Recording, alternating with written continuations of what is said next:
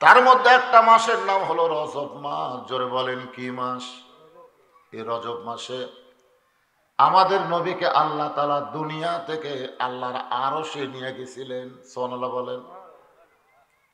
কোথায় নিয়ে গেছিলেন? আরশে। কোরআন শরীফ যদি আমরা পড়ি তাহলে আমরা দেখতে পাবো সুবহানাল্লাযী আসরা বিআবদিহি লাইলাম মিনাল মাসজিদিল হারাম ইলাল মাসজিদিল আকসা। বর্তমানে মক্কায় যে কাবা ঘর সেটাকে বলা হয় মসজিদে হারাম। সেটা কি? আর যেটা বর্তমানে ইসরায়েলের ইহুদিরা দখল করার পায়তারা করতেছে তার নাম কি? আকসা। আপনারা খেয়াল করবেন কোরআন শরীফে এই দুইটাকেই কি বলা হয়েছে? মসজিদ বলা হয়েছে। কি বলা হয়েছে? আপনাদের কাছে আমি জানতে চাচ্ছি, হিন্দুকের জন্য মসজিদ আছে না মন্দির আছে? খ্রিস্টানের জন্য মসজিদ আছে না গির্জা আছে? ইহুদির জন্য মসজিদ না প্যাগোডা? প্যাগোডা। ধরে কারণ কি? তাহলে ইহুদিদের জন্য প্যাগোডা, খ্রিস্টানদের জন্য গির্জা, হিন্দুর জন্য মন্দির। কিন্তু এখন সেই মুসলমানের মসজিদকে ইসরায়েলের ইহুদিরা দখল কেন করতে চায়? এ পর্যন্ত প্রায় 30,000 ফিলিস্তিনিকে তারা হত্যা করেছে, যাদের মধ্যে 21,000 হলো শিশু বাচ্চা। 21,000 কি? শিশু বাচ্চা। তাদেরকে হত্যা করছে। এ হত্যা করার পিছনে কারণ হলো ফিলিস্তিনের একজন মা বলেছিলেন যে পৃথিবীর মায়েরা সন্তান জন্ম দেয় আর ফিলিস্তিনের মায়েরা এক একটা মুজাহিদের জন্ম দেয়। যখন সুবহানাল্লাহ। যখন ইহুদির বাচ্চারা দেখলো এই ছোট বাচ্চাদের না মারলে তো এরাই মুজাহিদ হবে, আর এই মুজাহিদ যখন বেশি হবে তখন আর ইহুদের রাম রাজত্ব চলবে না। যখন কথা ঠিক কিনা? হ্যাঁ, খুব খেয়াল করে শুনবেন। আমি সূরা কাউসারের উপরে আপনাদের সামনে আলোচনা করব। কোরআন শরীফের 114টা সূরার মধ্যে সবচাইতে ছোট সূরা। সবচাইতে কি? আজকের আলোচনাটাও কি লম্বা হবে? তাই খুব ছোট আলোচনা হবে, কারণ সময়ের দিকে খেয়াল করে আলোচনা করা লাগবে। তবে আপনাদের একটু বোঝানোর জন্য এই কথাগুলো বলতেছি। যখন আব্রাহা বাদশা কাবা ঘর ধ্বংস করতে আইছিল ওই সময় কিন্তু আমাদের নবীর জন্ম হয়নি। নবীর কি জন্ম হয়েছে? অথচ আল্লাহ বলতেছেন আলাম তারা কাইফা ফাআলা রাব্বুকা বিআসহাবিল ফিল। আপনারা কি সূরা ফিল জানেন না? তাহলে সবাই পড়েন আলাম তারা কাইফা ফাআলা রাব্বুকা বিআসহাবিল ফিল আলাম ইয়াজআল কাইদাহুম ফি তাদলিল ওয়া আরসালা আলাইহিম তায়রান। মাশাআল্লাহ। আল্লাহ তাআলা ওই কাবা ঘরকে রক্ষা করার জন্য আবাবিল পাখিকে বোমা দিয়া পাঠাইছিলেন। বোমার ওজন কত, আকৃতি কত বড়? তাফসীরের মধ্যে লেখছে সরষার দানার মতন। কিসের মতন? সেই বোমা মারল হস্তি বাহিনীর উপরে। হস্তি বাহিনী চুরমার হয়ে গেল। অনেক সময় গরু দেখবেন খেড় খায়, ঘাস খায়, খুব খায়। এক সময় যখন মুখের আগে থাকে না তখন কিন্তু চাবায় না, তখন ভিতর থেকে বের করে ওটা আবার চাবায়। তার নাম হলো জাবর কাটা। জাবর কাটার পরে দেখবেন ওটা যখন ভিতরে ঢোকে না তখন মাঝে মাঝে একটু উগলা ফেলা দেয়। দেখবেন গরুর কাছে গিয়ে এই উগলা ফেলা দেওয়ার পরে যেরকম অবস্থা ওই আব্রাহা বাহিনীর অবস্থা হয়েছিল সেই রকম। যখন সুবহানাল্লাহ। তাহলে আব্রাহা বাদশা থেকে কাবা ঘর হেফাজতের জন্য আল্লাহ তয়রান আবাবিল দিয়া হেফাজত করলেন। এখন আল্লাহর ঘর বাইতুল মুকাদ্দাসকে হেফাজতের জন্য আল্লাহ পাখি না পাঠায়া মুসলমানদেরকে হত্যা করতেছেন কেন? আপনারা বলেন তো এই কেনর উত্তর কি? আসলে ইসরায়েল ইহুদি মুসলমান মারতেছে না আল্লাহ মারতেছে? কে মারতেছে? আর কথা কয় না। আমরা প্রতিদিন বলি হাজার হাজার মুসলমানদেরকে ইহুদিরা হত্যা করলো। আসলে মারার মালিককে ইহুদি না আল্লাহ? আল্লাহ কোরআনে বলেন, আল্লাযী খালাকাল মাউতা ওয়াল হায়াতা লিয়াবলুয়াকুম আইয়ুকুম আহসানু আমালান ওয়া হুয়াল আজিজুল গফুর। ঈমানদারেরা একটু জবান খুলে বলবেন, এখানে আল্লাহ কি বলতেছেন? মৃত্যু এবং হায়াতকে সৃষ্টি করছেন কে? তাহলে আমরা সবাই বলবো, কেউ মারতে পারবে না আল্লাহ যদি বাঁচায়, আর কেউ বাঁচাতে পারবে না আল্লাহ যদি মারে। তাহলে ইসরায়েলের ইহুদিরা কি আজরাইল, না আজরাইল আল্লাহ আর একটা বানায় রাখছে? তাহলে মুসলমানদের যে এরকম হত্যা করতেছে, এটা আসলে মূলত কে করতেছে? ইসরায়েল করতেছে না আল্লাহ করতেছে? আল্লাহ। ওই যে ভণ্ডর একটা গান গায়, ভণ্ড চেনেন আপনারা? আপনাকে নিয়ামত পড়তো তেনাফির আছে না নাই? তেনাফির, হ্যাঁ, তেনাফির মানেই ভণ্ড। কে রে, গাছত কে তেনা বান্ধা লাগবে? তেনা বাঁধলে মনের আশা পুরা হয়। হায় হায় রে, তুমি মাটির পুতুল বানায়া করিলা বেহুশ, তুমি যেমনি না চাও তেমনি নাচে পুতুলের দাও দোষ। তুমি সর্প হইয়া দংশন করো, ওজা হইয়া ঝাড়ো, তুমি চোরকে বলো চুরি করো, পুলিশ হইয়া ধরো। একটা গান আছে, আমি গানটার ভিতরে ঢুকে গিয়ে দেখলাম, আমরাই কিন্তু বলি একটা গাছের পাতাও নড়ে না কার হুকুম ছাড়া। তাহলে আজকে পৃথিবীতে যা কিছু হচ্ছে আপনারা বলেন তো কার হুকুমে?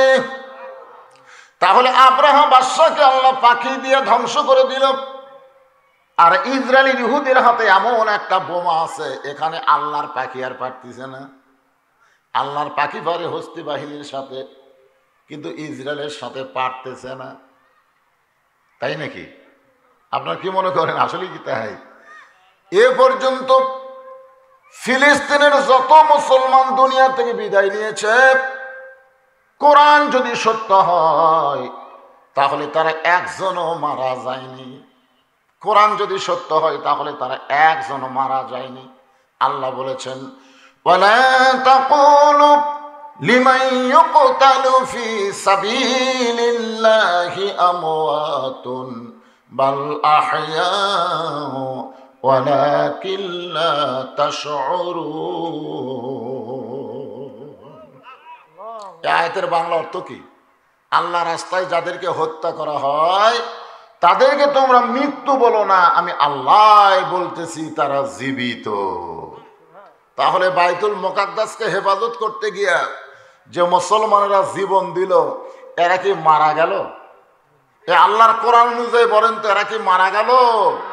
এরা একজনও মরে নাই, এরা চির অমর হয়ে থাকলো। সুবহানাল্লাহ বলেন।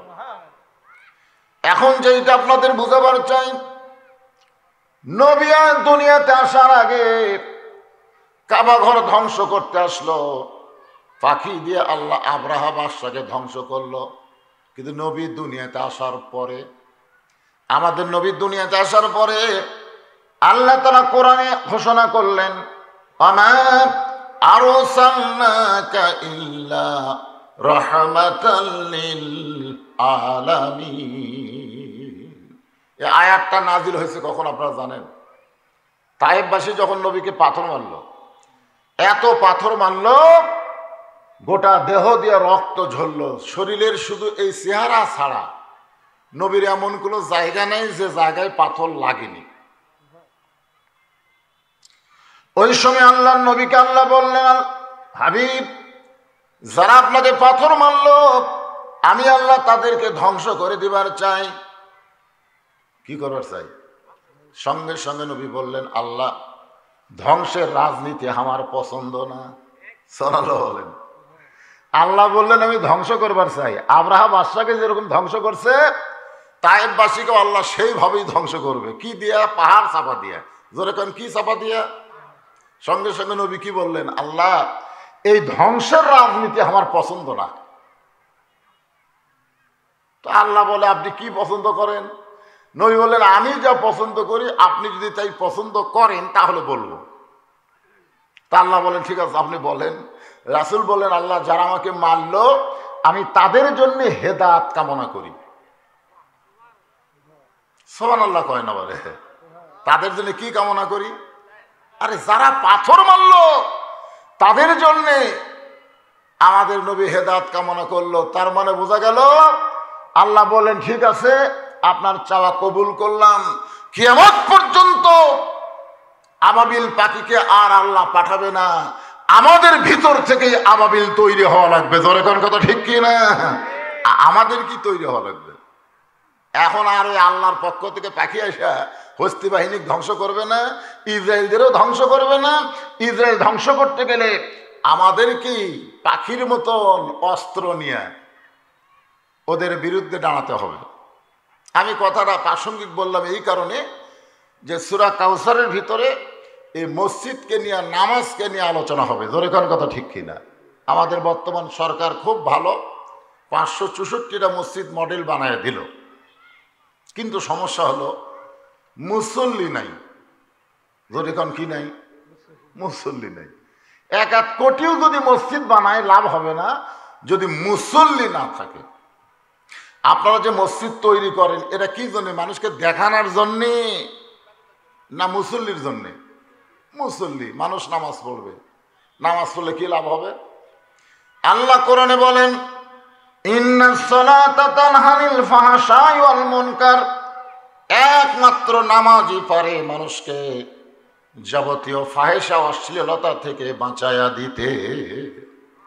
আপনারা আমাদের যুবকদেরকে যতই চেষ্টা করেন, যতই আইন করেন, যতই কিছু করেন, এই যুবকদেরকে ভালো করার কোনো তরিকা নাই। বর্তমান ফিতনার জামানায় প্রত্যেকটা যুবকের হাতে একটা করে মোবাইল। জোরে কোন কথা ঠিক কিনা? আচ্ছা ফিতনার জামানা, এটা তো হকের জামানা হতো তাহলে মোবাইল দিয়ে ওরা ভালো কিছু দেখতো, কিন্তু ফিতনার জামানা যে এই ফিতনার জামানায় একটা যুবক নামাজ পড়ে না, ও কোনোদিনও বলতে পারে না যে আমি অশ্লীল কিছু দেখি না। যে ব্যক্তি নামাজ পড়ে সেই যুবক বলতে পারে অশ্লীল কোনো কিছু আমি দেখি না। তুই নামাজ পড়িস না, তুই অশ্লীল দেখিস না, এ কথা বললে হবে না, কারণ একমাত্র নামাজই পারে মানুষকে যাবতীয় খারাপি থেকে বাঁচায় দিতে। জোরে কোন সুবহানাল্লাহ। যে ব্যক্তি নামাজ পড়েন ও যদি কহে ভালো, ও ভালো মনে করলে আপনার আল্লাহকে খারাপ মনে হবে। যে ব্যক্তি নামাজ পড়ে না সে কদিন ভালো হওয়ার পারে? এ কথা কর না কেন যে নামাজ পড়ে না ওই ভালো? ওই সবচাইতে বড় খারাপ হলো ওই কি আল্লাহর সঙ্গে গাদ্দারি করেছে। আল্লাহ রাসূল বুখারী শরীফের হাদিসে বলেছেন মান তারাকা সালাতু মুতাম্মিদান ফাকাদ কাফারা, ইচ্ছা করে 5 ওয়াক্ত না 1 ওয়াক্ত নামাজ কেউ যদি বাদ দেয় সে আল্লাহর সঙ্গে কুফরি করলো।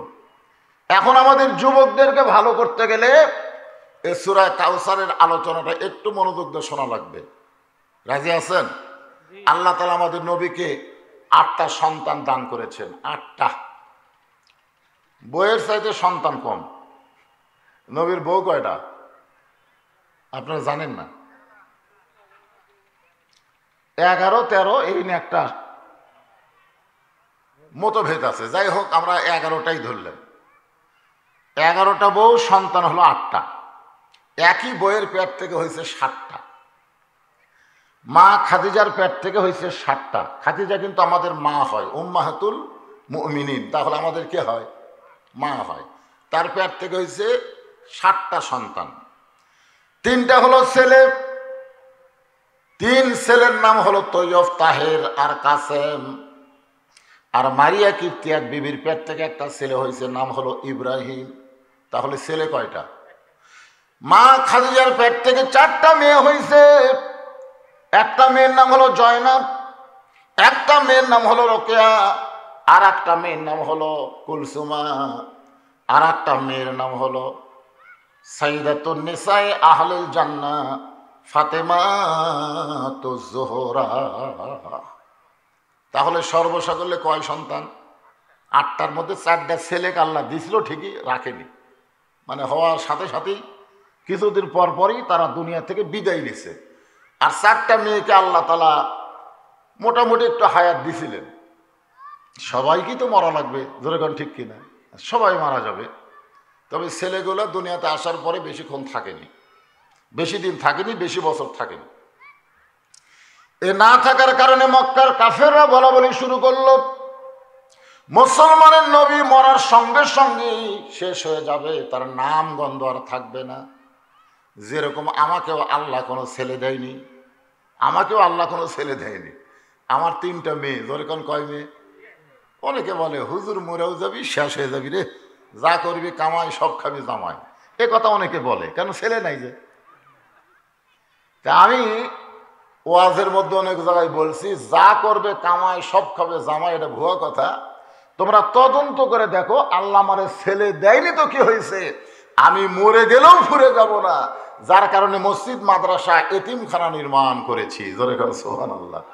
আর এই টাকাগুলো আমার বাপ দাদার টাকা না, এই টাকা হলো ওয়াজ করার পর আপনার যে টাকা দেন, সেই টাকা দিয়েই মসজিদ, মাদ্রাসা, এতিমখানা নির্মাণ করেছি, করতেছি। তো আল্লাহ তাআলা বললেন, হাবিব আপনি মরে যাওয়ার সঙ্গে সঙ্গে আপনি শেষ হয়ে যাবেন না, এমন করে আপনি কাঁদবেন না। যারা আপনাকে আফতার বলতেছে, নেসকাটা বলতেছে, বরং তারাই নেসকাটা হয়ে যাবে, তাদের নাম গন্ধ দুনিয়াতে থাকবে, কিন্তু আপনি থাকবেন কিয়ামত পর্যন্ত। এরপরেও নবীর চোখটা যখন দর দর করে পানি পড়ে, আল্লাহ তাআলা নবীকে সান্ত্বনা স্বরূপ এই সূরা কাউসার নাজিল করে বললেন, ইন্না আ'তাইনাকাল কাউসার। হাসর হবে তামার সানি, উম্মত বলবেন পানি পানি, সূর্য নিকটে চলে আসবে। এমন কথা বলা হয়েছে, আপনার মাথার নিকটে সূর্য আসবে, মাথার মগজগুলো গলে যাবে, পায়ের তলের মাটিটা তামা হয়ে যাবে। তামার উপর রোদ বেশি পড়লে গরম কম হয় না বেশি হয়? মাটির উপর রোদ পড়লে রোদ তাপ কিন্তু মাটি শোষণ করে, কিন্তু তামার উপর যখন রোদ পড়বে, তাপ পড়বে, ওই তাপটা শোষণ হবে না, খালি বাড়তেই থাকবে। এই জন্য কবি বলতেছেন, হাসর হবে তামার সানি, উম্মত বলবেন পানি পানি, সেই কঠিন দিনে নবী বিনে। কোন নবী? সব নবী না, সেই কঠিন দিনে নবী বিনে পানি দেওয়ার সাধ্য কারো নাই। ভাগ্য গুণে সেই নবী হলেন আমাদের নবী। সুবহানাল্লাহ। আল্লাহ আমাকে কেমন একটা নবী দিছে, যেই নবী মেরাজের রাতে জান্নাতের মধ্যে ঢুকছিলেন। জান্নাতের মধ্যে ফেরেশতা জিবরাইল বলে, ইয়া রাসূলুল্লাহ আপনি যদি জান্নাত থেকে বের না হন, আল্লাহ আপনাকে জান্নাত থেকে বের করে দিবে না। কারণ জান্নাতের শর্ত হলো ফাদখুলুহা খালিদিন, কেউ যদি একবার জান্নাতে প্রবেশ করে তাকে চিরস্থায়ীভাবে আল্লাহ জান্নাত দেয়। আপনি যদি আর না বার হন, আল্লাহর ক্ষমতাও নাই। অনেক জায়গাতে আল্লাহর ক্ষমতা নাই, অনেক জায়গাত। তার মধ্যে একটা জায়গা হলো, আল্লাহর যতই ক্ষমতা থাক, আল্লাহ কিন্তু মরবার পারবি না। জোরে কোন কথা ঠিক না? আল্লাহ কি মরবার পারবি? মুসা আলাইহিস সালাম বলেছিল, আল্লাহ তোমার এত ক্ষমতা, মরো তো দেখি। আল্লাহ কয়, মুসা রে তুই তো আমাকে আটকায় দিলি রে। আল্লাহর যতই ক্ষমতা থাক, আল্লাহ কোনোদিন বিয়ে করবার পারবি না। জোরে কথা কন না, কথা কন না, বিয়ে করতে পারবি? আল্লাহর যতই ক্ষমতা থাক, আল্লাহ কোনোদিন সন্তানের বাবা হতে পারবে না। জোরে কোন কথা ঠিক কিনা? আল্লাহ যত বড় ক্ষমতা হোক, আল্লাহ কাউরে আব্বা কয়ে ডাকতে পারবে না, মা কয়েও ডাকতে পারবে না। তার মানে বোঝা গেল, আল্লাহ সব কিছুর উপরে ক্ষমতা থাকলেও আল্লাহ সব কিছু করবে না। একটু মনোযোগ দিয়ে শুনবেন। আল্লাহ তাআলা নবীকে হাউজে কাউসার দান করে, ইন্না আ'তাইনাকাল কাউসার দান করার পরে ঘোষণা করে দিলেন, এই হাউজে কাউসারের পানি যদি কোনো বডির মধ্যে যায়, কেউ যদি পানি পান করে, এই পানি পান করা অবস্থায় সে যদি জাহান্নামের মধ্যে জাহান্নামকে দেখতে যায়, আল্লাহ আমি একটু জাহান্নাম দেখবার যাব, জাহান্নাম দেখবার যাওয়ার সঙ্গে সঙ্গে আল্লাহ জাহান্নামকেও জান্নাত বানায় দিবে। মানে হাউজে কাউসারের পানি যার ভিতরে একবার ঢুকবে, ওর আর কোনো জাহান্নাম নাই। যদিও যায় তাহলে জাহান্নামকে আল্লাহ জান্নাত বানায় দিবে। সাহাবীরা বললেন, ইয়া রাসূলুল্লাহ এত দামি পানীয় পান করতে গেলে কি যোগ্যতা অর্জন করা লাগবে? আল্লাহ বললেন, দুইটা যোগ্যতা তাদের মধ্যে থাকা লাগবে। একটা হলো ফাসাল্লি লিরাব্বিকা, আর একটা হলো ওয়ানহার। একটা হলো নামাজ আর একটা হলো কুরবানি। এই দুইটা আমল যারা একসঙ্গে করতে পারবে তাদেরকে দান করা হবে হাউজে কাউসারের পানি। এক নম্বর হলো নামাজ। এক নম্বর কি? মডেল মসজিদ কিসের জন্যে? নামাজের জন্যে। বর্তমান সরকার নির্মাণ করেছে, অনেক নেতারা মঞ্চে গিয়ে বলে মৌলানারা বর্তমান সরকারকে দেখবার পারে না, অথচ এতগুলা মসজিদ নির্মাণ করলো। আমি বলি ভাইজান, কোন মৌলানা সরকারকে দেখতে পারে না, সরকার বিরোধী কথা বলে, এইটা বলা ঠিক না। কারণ মসজিদ বানানোর আগে চিন্তা করা লাগবে এই মসজিদে মুসল্লি ঢুকবে কি না। জোরে কোন কথা ঠিক কিনা? মসজিদ আছে মুসল্লি নাই, কি রে? এই জন্য আল্লাহ কোরআনে বলেন আল্লাযীনা ইম্মাক্কান্নাহুম ফিল আরদ, মুসলমানের মধ্যে কাউকে যখন ক্ষমতার চেয়ার দেওয়া হবে, মূল ক্ষমতার মালিক হচ্ছে আমার আল্লাহ। সমস্ত ক্ষমতার মালিককে। কাউকে কোনো সময় ক্ষমতা আল্লাহ দান করে। ক্ষমতা দান কে করে? আল্লাহ করে। ক্ষমতা দান করার পরে তার এক নম্বর দায়িত্ব হলো পদ্মা সেতু নির্মাণ করা, বাল্য বিয়ে বন্ধ করা, মাদক মুক্ত সমাজ করা। এগুলো সরকারের দায়িত্ব। কিন্তু এক নম্বর দায়িত্ব হলো আকামুস সালাত, নামাজ কায়েম করা। আজকে যদি সরকার এরকম নামাজ কায়েমের আইন করে বলতো, প্রত্যেকটা এমপি সাহেবকে ওই থানার বড় মসজিদের ইমামতি করা লাগবে। অন্তত চামচাগুলা এমপির সাথে দেখা করবার গেলেও নামাজ পড়বার যেত। তোর এখন কথা ঠিক কিনা? কথাটা বুঝতেছেন না? আল্লাহর কোরআনের সমাজ যখন চালু হবে, নেতারাই হবে মসজিদের ইমাম। কথাটা বুঝলেন? আমার কথা কি বুঝলেন? আজকে যদি প্রত্যেকটা নেতারা মসজিদের ইমাম হতো, জায়েদ খানের মতন একটা লম্পট ইমামদেরকে শালা বলে গাল দিবার পারতো না। ধরে কোন কথা ঠিক কিনা? হ্যাঁ, কিন্তু আমরা গরিব গুরবা সব মসজিদের ইমাম তো না। আমার যে কায়েম নাই রে ভাই, মন চাইলে নামাজ পড়ে, না চাইলে পড়ে না। এইটা তো নামাজের নিয়ম না। রাসূল বলেছেন লা সালাতা লা ঈমানা, যার নামাজ নাই তার ঈমান নাই। এক কথা, ডাইরেক্ট কথা, লা সালাতা লা দীনা, যার নামাজ নাই তার কোনো ধর্মই নাই। এখানে অনেক আল্লাহর বান্দা থাকতে পারে যারা জোহরের নামাজ পড়েনি, ওয়াজের পরে আসরের নামাজও পড়বে না। জোরে কোন ঠিক কিনা? ওয়াজ শুনবে কিন্তু নামাজ পড়বে না।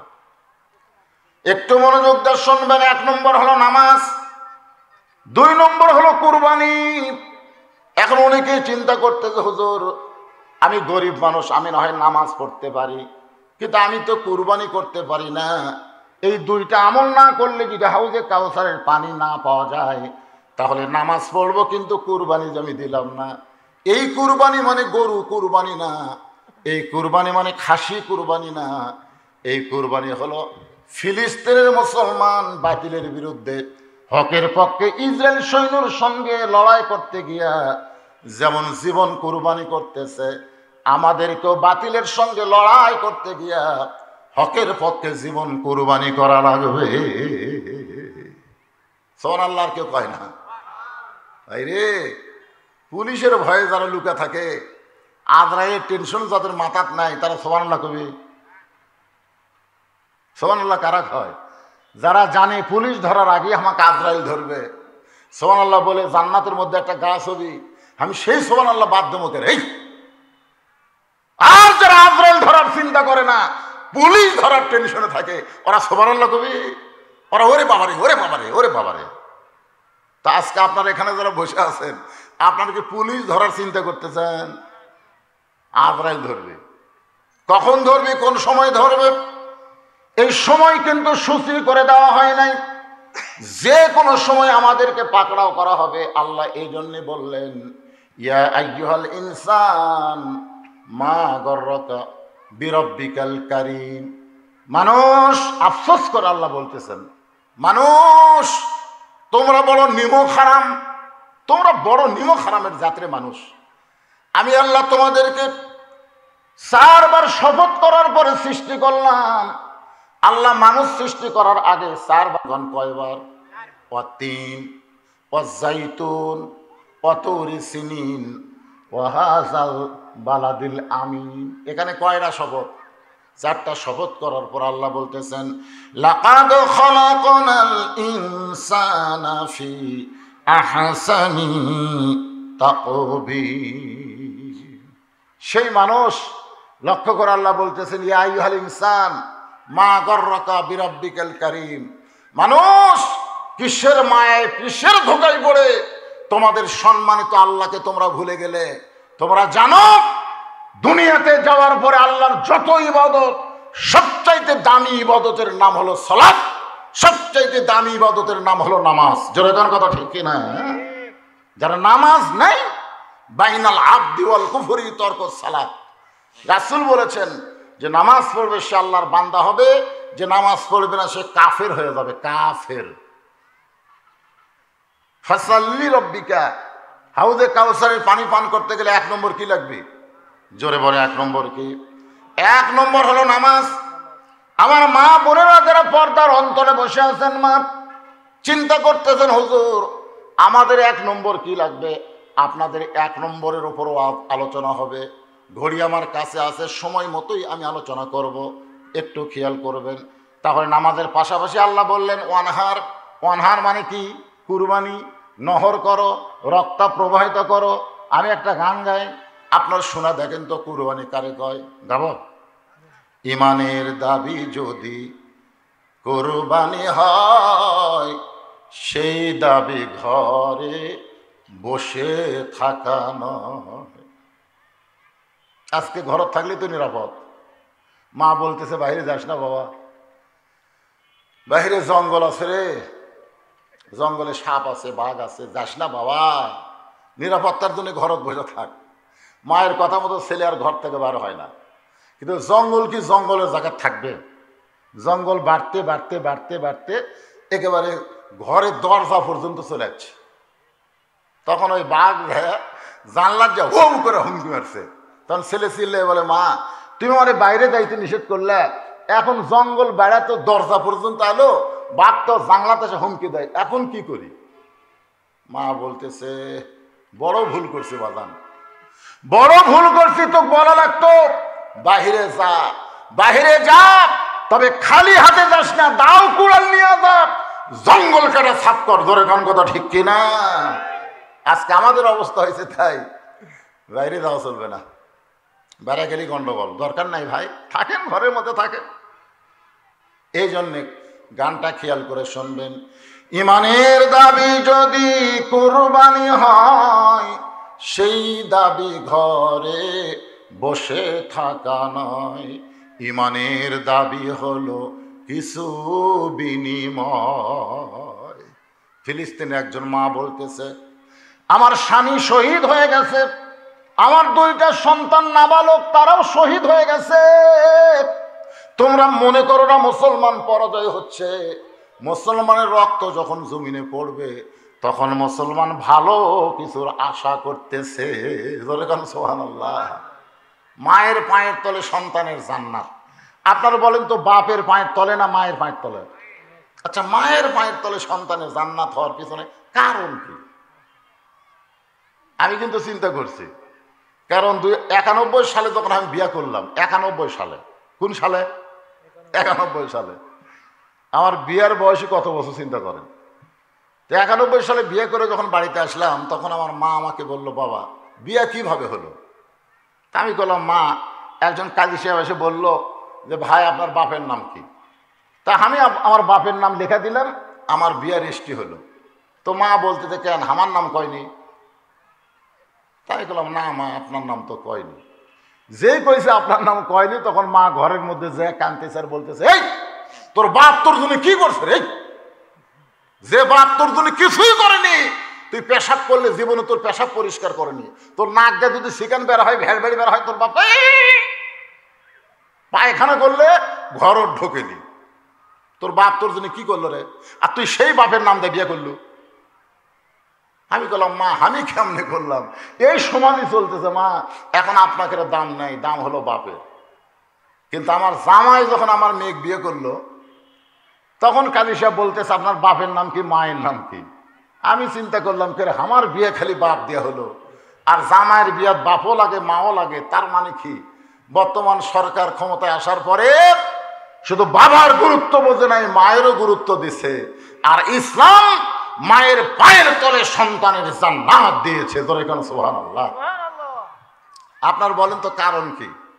কারণ হলো বাবা আনন্দে মাতিয়া সাগরে ভাসাইয়া সেই যে চইলা যায় খবর লয় না, মাজন ধরিয়া উদরে কত কষ্ট করে, 10 মাস পরে হয় প্রসবের বেদনা। আগেকার মায়েরা প্রসবের বেদনা বুঝতো। পেটে বাচ্চা আসার সাথে সাথে তারা নিয়ত করতো বাচ্চার মা হবি তো ঠেলা আছে। তখন মন কয় যতই ঠেলা হোক রে, আমার পায়ের তলে ওর জান্নাত। সুবহানাল্লাহ না কেন? এই জন্য প্রসবের বেদনা তারা সহ্য করেছে। কিন্তু এখনকার মায়ের খালি পেটত একটু বিষণই কয় না হবি না, সিজার করা লাগবে, সিজার। এই যে সিজারের সন্তানগুলো দেখেন কি করতে চাই, দেখেন ওই যে হাতে একটা ইয়ালিয়া দৌড়াদৌড়ি করতেছে, এই যে এই দিক দিয়ে কয়টা বাড়াছে দেখেন, ফাঁক দিয়ে বার হয়ে ওটি লাফালাফি করতেছে। খোঁজ লিয়া দেখেন ওই যে একটা মোবাইল দিয়ে ভিডিও করতেছে। সিজার করা যায়, দোয়া দরুদ দিয়ে তো কোনো কাম হচ্ছে না। আমার চাই হুজুর আমার ছেলে বাথরুমত যাও খাড়া হয়ে পেশাব করে, হুজুর ই বসেই না, এক বসবার করলে খাড়া হয়ে মেরে দেয়। তা আপনি একটু দোয়া পড়ে দেন তো হুজুর, ই যেন বসে। আমি বললাম মা ই বসবে না, ই কি নর্মালি না সিজার? সিজার হবি না, হবি না। কারণ সিজার করা বাচ্চারা তারা ভালো হওয়া খুবই কঠিন। কারণ জন্মের সময় তারা অস্থির, বোঝেন না কেন ভাই? পেটের মধ্যে বার করে, ঘুমও ভাঙ্গেনি, কথাও কয় না। তখন ডাক্তারকে মরানা জেতা, নার্সকে বলো বার করে একটা পাক দাও, তখন পা ধরে এরকম একটা ঘুরে আনতে, ওই ঘুরে ওর মাথার মধ্যে সব ঢুকে যায়, অস্থির হয়ে যায়। আমার মায়েদের বলতেছি মা কি বলবো প্রসবের কথা, মা বিনে সেই ব্যথা কেউ তো বুঝিবে না। মাজন ঠেকিয়া সন্তানের দায়, অকালে মা মারা যায়। ঠেকিয়া সন্তানের দায়, অকালে মা মারা যায়।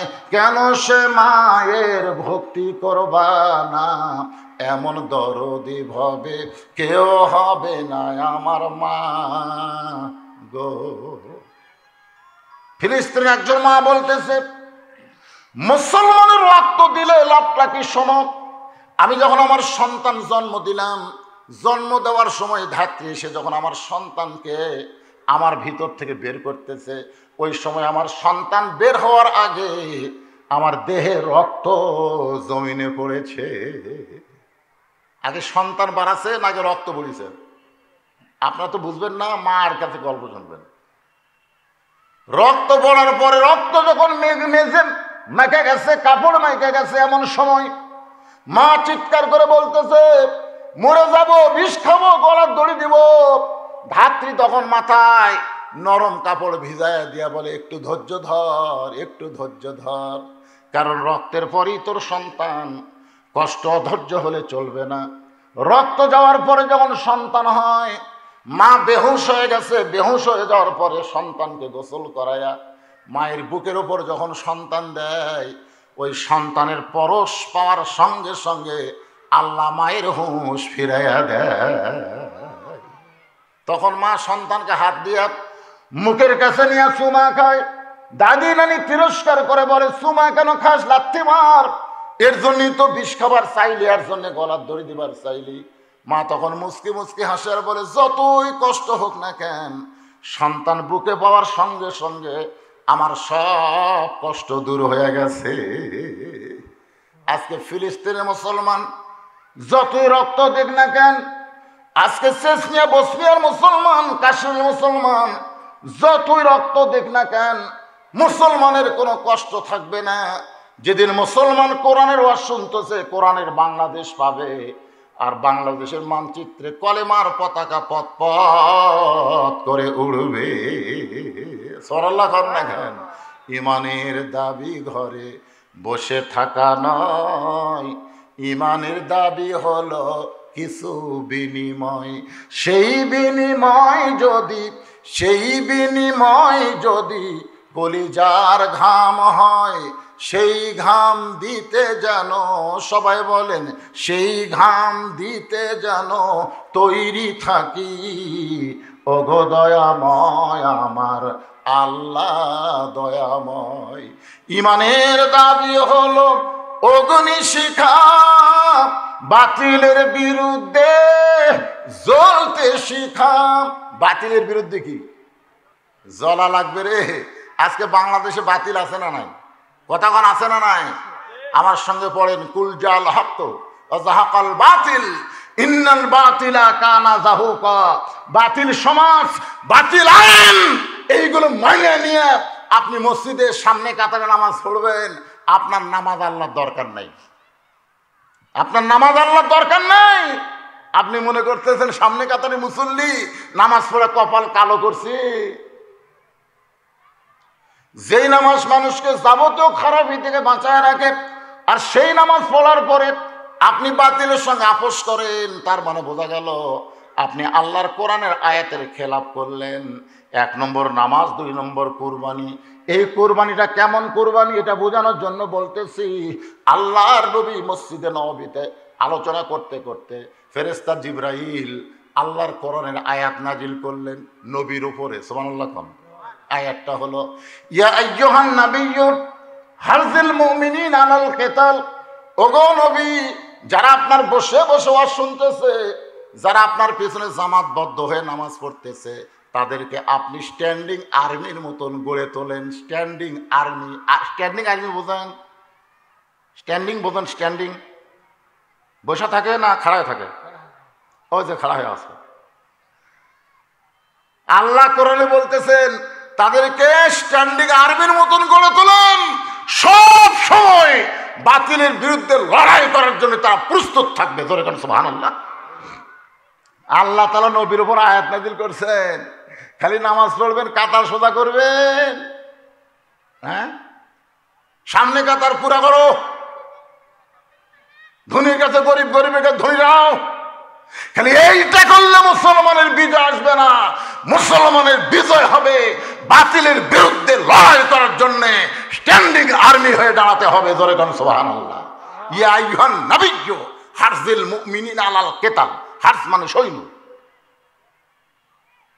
আয়াত যখন নবী সাহাবীদের কাছে বললেন, পিছন দিকে একজন সাহাবী দাঁড়িয়ে গেলেন। রাসূল তাকায় দেখে সাহাবীটা পঙ্গু সাহাবী। সাহাবীটা হলো পঙ্গু। সাহাবীটা কি? পঙ্গু, মানে এক হাত খাটো এক পাও খাটো, ওই খাড়া আছে। আল্লাহ রাসূল বললেন, এজলেস, তুমি দাঁড়ালা কেন? বলে, ইয়া রাসূলুল্লাহ, আমি আর্মি হবার চাই, আমি ইসলামের সৈনিক হবার চাই। রাসূল বললেন, সৈনিক হওয়ার মতন দৈহিক সক্ষমতা তোমার নাই। সৈনিক হবার গেলে যে দেহের একটা সক্ষমতা থাকা লাগবে, সেটা তোমার নাই। তোমার এক হাত খাটো এক পাও খাটো, তুমি কেমনি সৈন্য হবা? বলে, হুজুর, এই আয়াত শোনার পরে তো আমার আর মন মানতেছে না। আল্লাহ রাসূল বলে, তোমার সৈন্য হওয়া লাগবে না, তুমি দোয়া করো, যারা আল্লাহ রাস্তায় সৈনিক হয়ে বাতিলের বিরুদ্ধে লড়াই করবে, আল্লাহ তাদেরকে যেন বিজয় দেয়। ধরে কেন সুবহানাল্লাহ। তার মানে দোয়ারও দরকার আছে, আছে না নাই? আমরা দোয়া করি, আল্লাহ ফিলিস্তিন মুসলমানকে তুমি হেফাজত করো। আল্লাহ, আল্লাহ কি করবো আল্লাহ, মানে আমরা পঙ্গু। দোয়া করবি কারা? কথা কয় না রে ভাই। দোয়া কারা করবি? পঙ্গুরে। সৈন্য হওয়ার মতন যার সাইজ নাই, তারা দোয়ার মধ্যে থাকবে। আমাকে সৈন্য হওয়ার সাইজ আছে? দেহেরও সাইজ নাই, ইমানেরও সাইজ নেই। তার কারণে দোয়া ছাড়া কোনো বুদ্ধি আছে? এ দোয়া করলাম কয়েক বছর ধরে, আল্লাহ কোরআনের পাখিকে হেফাজত করো। আল্লাহ, কোরআনের পাখি মরে না রে, হাসপাতাল নিয়ে সাইজ করা হলো। ধরে কোন ঠিক কিনা? এই তো আমাকে দোয়া ভাই। খালি কান্দাকাঠি, লাভ হবে? একটু মনোযোগ দিয়ে শোনেন। কুরবানি কারে কয় সেইটা বোঝানোর জন্য বলতেছি। 1 নম্বর নামাজ, 2 নম্বর কুরবানি। এই 2টা আমল যদি করতে পারে তারাই পান করবে হাউজে কাউসারের পানি। আর পানি যদি একবার দেহের মধ্যে যায়, আল্লাহ তার জন্য জাহান্নামকে হারাম বানায় দিবে। তাহলে শোনার দরকার আছে। গুরুত্ব দিয়ে শুনতেছেন? আপনারা শুনতেছেন? একটু মনোযোগ দিয়ে শুনবেন। ওই সাহাবীর নাম হলো আমর ইবনুল জামহু। ওই পঙ্গু সাহাবীর নাম কি? আমর ইবনুল জামহু। বলতেছে, হুজুর, তাহলে আমি যদি দোয়া করি, আমি যদি জিহাদে না যাই, আমি যদি বাতিলের বিরুদ্ধে না দাঁড়াই, তাহলে আমার ব্যাপারে খবর কি? আল্লাহ রাসূল বললেন, মান সাআলাল্লাহু তাআলা মান সাআলাল্লাহু তাআলা আশ-শাহাদাতা বিসিদকিন বাল্লাগাহুল্লাহু মানাজিলাশ শুহাদাই ওয়া মাতা আলা ফিরাশিহি। আল্লাহর বাংলাদেশে আল্লাহর কোরআনের আইন চালু হোক, এই নিয়তে শাহাদাতের তামান্না নিয়ে যারা কাজ করবে, যদি আল্লাহ রাস্তায় শহীদ হওয়ার সুযোগ তার নাও হয়, ওই মাতা আলা ফিরাশিহি, সে যদি নিজের বিছনায় মারা যায়, বাল্লাগাহুল্লাহু মানাজিলাশ শুহাদা, আল্লাহ তাআলা তাকে হাসরের ময়দানে শহীদদের কাতারে দাঁড় করায় দিবে। সুবহানাল্লাহ বলেন। আমর ইবনুল জামহু চলে গেছে বাড়িতে। নামাজ শেষ করে বাড়িতে যাওয়ার পরে দরজার কাছে কেবল সালাম দিবে। আল্লাহ রাসূল বলেছেন, তোমরা যখন বাড়ির থেকে যাবা, মসজিদ থেকে যাবা, বাজার থেকে আসবা, বাড়ির দরজা দিয়ে কি দিবে? সালাম দিবে। আসসালামু আলাইকুম ইয়া আহলাল বাইত। আমর ইবনুল জামহু কেবল বাড়ির দরজা সালাম দিবে, এমন সময় বাড়ির ভিতর থেকে কাঁদতেছে তার বিবি, আল্লাহ আমার ভাগ্য এত খারাপ, আমার স্বামী পঙ্গু বলে আজকে আল্লাহর সৈনিক হতে পারলো না। সালাম যখন দিবার যাবি তখন বাড়ি বাড়তে কি শুনতেছে? বউ কি কয়? আল্লাহ আমার ভাগ্য এত খারাপ, আমি একটা শহীদের বউ হব, সেটা আর হলো না। খেলা ন্যাংরার সাথে বিয়া বসে কি ভুল করলাম রে। দেখছেন বউ কি দিচ্ছে? একটা টিভি কোনো গো, এলইডি টিভি কিনো গো, স্টার জলসা জি বাংলা দেখা ছাড়া আমার পেট ভরে না গো। আমর ইবনুল জামহুর স্ত্রী বলতেছে, আল্লাহ আমার ভাগ্য এত খারাপ, একটা পঙ্গু স্বামী পাইছি, যার কারণে রাসূল তাকে দোয়ার জন্য পাঠাতে, দোয়ার জন্য, জিহাদের জন্য না।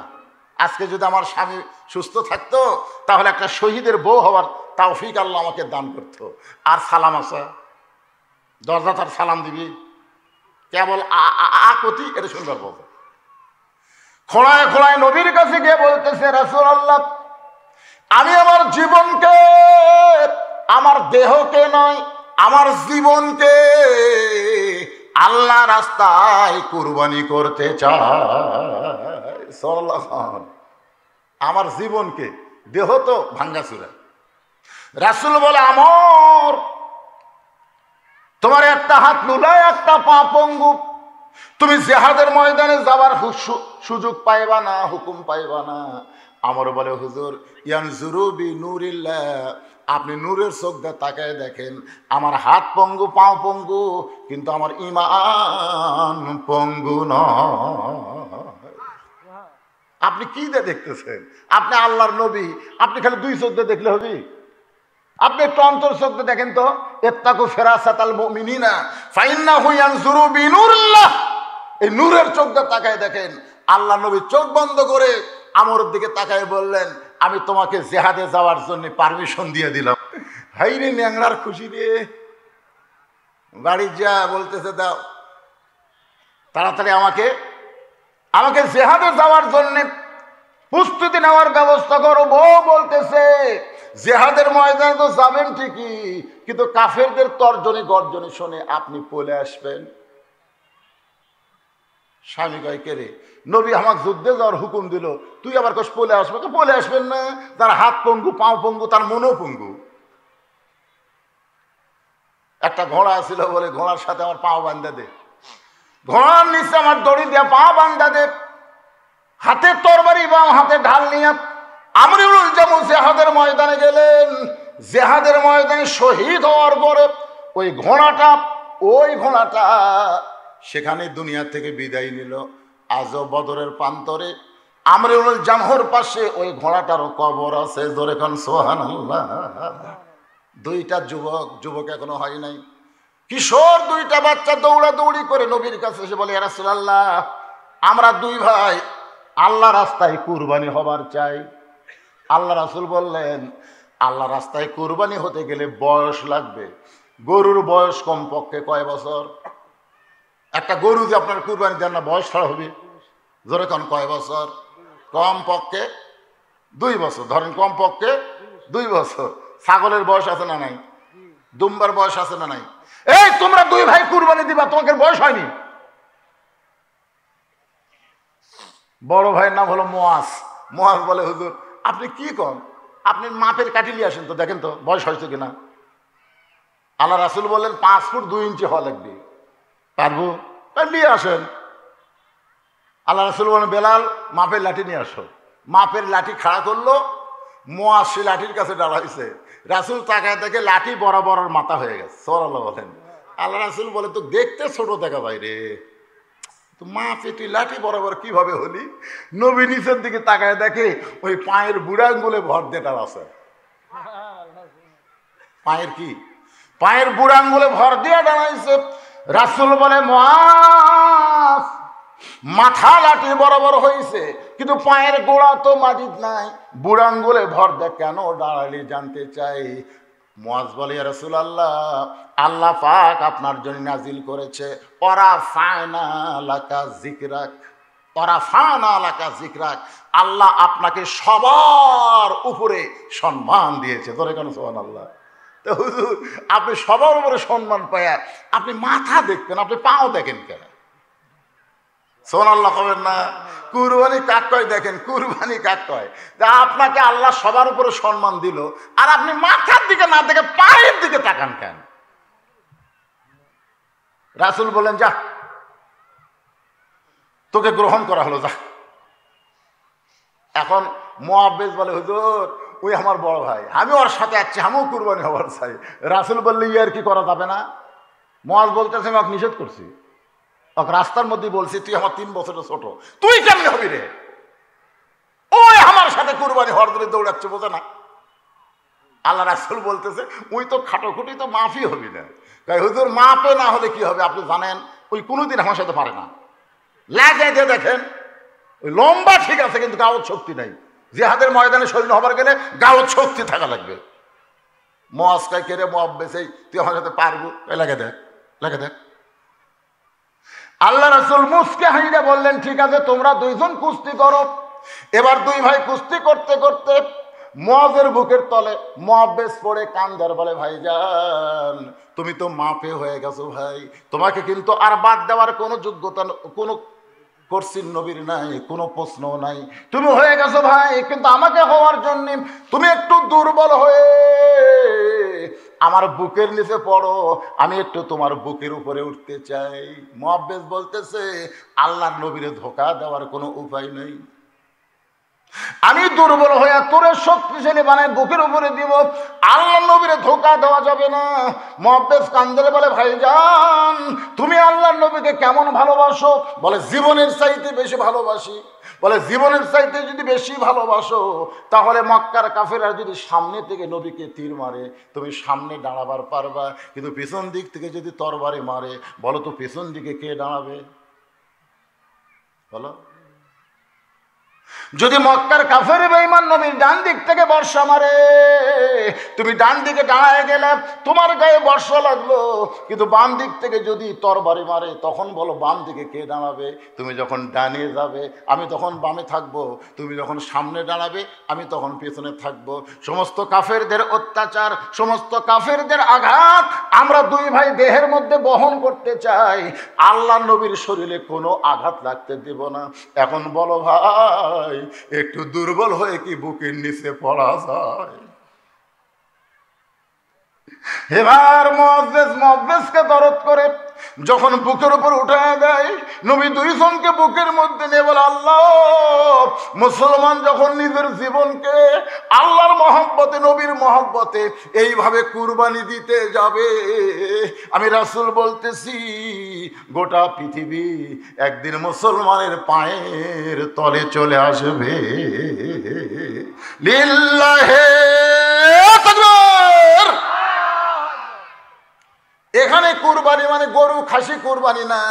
গরু খাসি কুরবানি যদি নামাজের সঙ্গে ধরা হতো তাহলে বাংলাদেশের একটা মানুষও হাউজে কাউসারের পানি পান করবার পারবে না।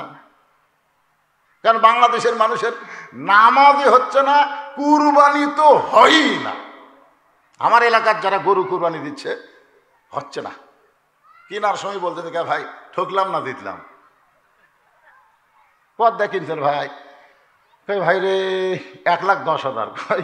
সামনে হয়তো দাম কমবি ভাই, আজকে প্রথম কিনছেন তো বাড়িতে এসে কয় রে কি অধৈর্য হলাম, পরের হাটে আবার দেখবার গেছে, যা দেখতেছে না রে ওই রকম গরুর দামে 1,25,000 আসতে স্যার করছে ঠকি জিতিছি রে। আপনারা বলেন তো কুরবানি পশু কেনার পরে কেউ যদি ঠকা জেতার চিন্তা করে তার কুরবানি হবে? কথা কন না কেন, তার কুরবানি হবে? দুইজন মিলে এক গরু কিনে আনতেছে, একই মায়ের পেটের দুই ভাই, এক শালা নামাজ পড়ে না আর একজন নামাজ পড়ে। আপনার বলেন তো একজন নামাজি একজন বেনামাজি, দুইজন মিলে যদি এক গরু কুরবানি দেয়, কুরবানি হবে? বাংলাদেশের অধিকাংশ কুরবানি হচ্ছে না, নামাজও হচ্ছে না। হাউজে কাউসারের পানি কোথা থেকে পাবেন? কারণ নামাজ যখন আদায় করতে যাবেন শুধুমাত্র কেবলমাত্র একমাত্র ভয় করতে হবে কার? আল্লাহর ভয় ছাড়া অন্য কারো ভয় না মসজিদে ঢুকলে চলবে? তাহলে আপনারা 2,000 টাকার জুতিয়া করি হন। সত্যি করে কন তো ভাই, মডেল মসজিদের ভিতরে না বেড়া 2,000 টাকার পায়ের জুতা বেড়া খেয়ে যান আপনি? এত মরদ হচ্ছেন আপনি? জুতা হাতে নিয়ে যখন মসজিদে ঢুকতেছেন তখন অবশ্যই মুয়াজ্জিন যদি কোনোদিন কয় কে ভাই কার ভয়ে, কে আল্লাহর ভয়ে, তো জুতা কেন? তখন বলে ভাই রে চোরেরও ভয়। আপনি খেয়াল করে দেখেন আপনাকে নিয়ামতপুরে মডেল মসজিদ এলাকায় জুতা চোর কিন্তু বেশি নেই, মাত্র 2 জন। এখন কয়জন? 2 জন জুতা চোর গোটা মসজিদের চারধার ঘরে। আর কয় আমাকে ভয়ে সব জুতা মসজিদের মধ্যে ঢুকছে রে। আর যে কয়টা ছেঁড়া স্যান্ডেল ওই কয়টা চোরেরা লাগতেই বার হয়ে দেখবেন কোন স্যান্ডেল কুটি গেছে, রাগ করে লাগতে দেখে তোরা তোরা তোরা ছেঁড়া থেকে বেড়াতে গেছে। তাহলে আমরা কি খামো রে? 2 জুতা চোরের ভয়ে হাজার হাজার মুসল্লি জুতা নিয়ে মসজিদে ঢোকে। যতদিন জুতা চোরের ভয় কলিজায় নিয়ে নামাজ পড়বেন ততদিন আপনি ফাওয়াইলুল লিল মুসাল্লিন, আপনি মুসল্লি হবার পারবেন না, নামাজ নিয়ে ঠাট্টাকারী মস্করাকারী হয়ে যাবেন। জোরে কোন কথা ঠিক কিনা? এখন জুতা চোর থেকে যদি বাঁচতে চান তাহলে বাংলাদেশের সরকারের আইন চলবে না, আল্লাহর কোরআনের আইন চালু করার সমাজ করা লাগবে। জোরে কোন কথা ঠিক কিনা? কোরআনে আইন আছে না নাই? জোরে কর আছে না নাই? আমি আজকে একটা কিতাবে দেখলাম এক লোকের হাত 2 হাতও কাটা 2 পাও কাটা, 2 হাতও কাটা 2 পাও কাটা। ওই লোকটাকে শান করে ফাঁসি দিবে। পুলিশেরা ধরে বেড়াচ্ছে, ওর 2 হাতও নেই 2 পাও নেই, ওর শান করে নিয়ে যাচ্ছে। কোথায় নিয়ে যাচ্ছে? ফাঁসি দেওয়ার জন্য। তো ফাঁসি দেওয়ার জন্য যখন নিয়ে যাচ্ছে ওই সময় বুজুর্গেরা দেখছে কে রে এরা হাত পাও কিছু নেই, একটা ফাঁসি দিবি। তখন ওই পুলিশ বলছে কে ভাই এর হাতও নাই, 2 হাতও নাই 2 পাও নাই, তো এক ফাঁসি দেবে কেন? বলার হাত পাও না থাকার কারণ হলো চুরি করছে। প্রথম চুরি করলে ডান হাত কাটা দিছে, পরে চুরি করলে বাম হাত কাটা দিছে, তারপরে চুরি করলে ডান পা কাটা দিছে, তারপরে চুরি করলে বাম পা কাটা দিছে। তো এখন তার চুরি করবার পারবে না, এখন কেন ফাঁসি হবে? এখন অর্ধেক করে কাটছে অর্ধেক করে থুছে, ওই বুক মেরে মেরে বুক মারে এই মুখ দিয়ে চুরি করায়। তখন কয় কেয়ারি এতই চোরের উপর। আর তখন কাছে যা বলতেছে কে ভাই তোমাকে দেখ ফাঁসি দিবে রে, তোমার আফসোস হচ্ছে না? কয় না। কেন আফসোস হচ্ছে না? তখন বলতেছে ইন্নাল্লাযীনা ক্বালু রাব্বুনাল্লাহু সুম্মা ইসতাকাম। ওই চোর বলতেছে আল্লাহ তাআলা বলেছেন আমাকে রব বলে যারা আমার প্রতি ইস্তেকাম থাকবা, আমি আল্লাহকে রব বলে স্বীকার করি। আর চোরের ওপর ইস্তেকাম আছি। কার উপর? রব বলে স্বীকার করে কার? আর কার উপর ইস্তেকাম? প্রতিষ্ঠা কার উপর? চোরের ওপর। আজকে আমাদের বাংলাদেশে অনেক মানুষ সামনে কাতারে নামাজ পড়ে, আবার চুরির দিক দিয়েও 1 নম্বর। জোরে কোন কথা ঠিক কিনা? আসলে নামাজে উদু করতেছে, এসিলেন একজন টাকার ব্যাগ আনছে, এসিলেন বলতেছে এই তোর আক্কেল নাই, এখন আমি নামাজের উদু করতেছি আর এই সময় তুই ঘুষলে আসলি, তোর ওই হারাম টাকা আমি হাত দিয়ে স্পর্শ করবো না রে। কারণ নামাজের উদু করতেছি, নামাজের আগে এগুলো ধরা যাবে না। তোর যদি সময় না থাকে তুই ডয়ারের মধ্যে থুয়ে যা। বাংলাদেশের খালি এসিলেন না, প্রত্যেকটা নেতারাই এই চোরের উপরে ইস্তেকাম। জোরে কথা কন না কেন? কথা কন না কেন? তা আল্লাহ কি চুরির উপরে ইস্তেকাম হবার কথা? যদি আল্লাহর উপরে আমরা ইস্তেকাম হতে চাই, তাহলে বর্তমান সমাজ ব্যবস্থা দিয়ে আল্লাহর প্রতি অটল থাকা যাবে না। সমাজ ব্যবস্থাকে আল্লাহর কোরআন দিয়ে পরিবর্তন করা লাগবে। ধরে কোন কথা ঠিক কিনা? পরিবর্তন করতে গেলে 1 নম্বরে লাগবে নামাজ। ধরে কোন 1 নম্বর কি? আর 2 নম্বর হলো কুরবানি। এই কুরবানির উপর কথা বলতেছি ভাইজান, সময় কম, এই জন্য আজকে বিস্তারিত আলোচনা করা আমার পক্ষে কঠিন। আমাকে বলা হয়েছে, হুজুর এইটা হলো কোরআনের একটা মাদ্রাসার উন্নয়ন কল্পে। মাদ্রাসার উন্নয়ন কল্পে যখন মাহফিল, তখন আপনি একটু বলবেন তারা যেন কুরবানি করে। কি কুরবানি? এই কি কুরবানি? ত্যাগ করা। কুরবানি মানে কি? এই দেখেন আজান দিয়ে দিয়েছে ভাই। কুরবানি মানে ত্যাগ করা। আপনাদের কাছেই বলছে, আজান শুনে যারা লাভ দিয়ে উঠছে কুরবানি করবে না, ওই হাউজে কাউসারের পানি পাবি না। কারণ নামাজ এবং কুরবানি একসাথে আসে না? নাই? জোরে আসে না? নাই? আপনাদের কাছে ব্যাগ যাবে, রুমাল যাবে, 10, 20, 50, 100 টাকা যে যা পারবেন আল্লাহ রস্তে কুরবানি করবেন। হতে পারে আজকের এই কুরবানি আপনাকে হাউজে কাউসারের পানি, এই নিয়তেই আপনারা পকেটে হাত দেবেন। আর গত বছর আমি এখানে 100টা কোরআন শরীফ বিক্রি করতে চেয়েছিলাম। এক কোরআন শরীফ মাত্র 500 টাকা।